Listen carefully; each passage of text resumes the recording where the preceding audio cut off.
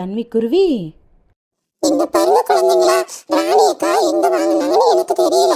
நான் போய் அவங்ககிட்ட கேட்டுட்டு வரேன், சரிங்களா? அப்படின்னு சொன்ன தன்விக்குருவியும் அந்த ராணி காகத்தை பார்க்கறதுக்காக வேகமாக போய்கிட்டு இருந்துச்சு. அங்கே ஒரு புறான்னு ஏய் தன்விக்குருவி, இங்க வா. அப்படின்னு கூப்பிட்டுச்சு. தன்விக்குருவியும், சொல்லுங்க புறாண்ணே, என்ன எதுக்கு கூப்பிட்டீங்க? நான் அந்த ராணி அக்கட்ட விளக்கு எங்கே வாங்குனீங்கன்னு கேட்கறதுக்காக போய்கிட்டு இருக்கேன். என்னோட குழந்தைகள் கேட்டுச்சு. அப்படின்னு சொல்லுச்சு.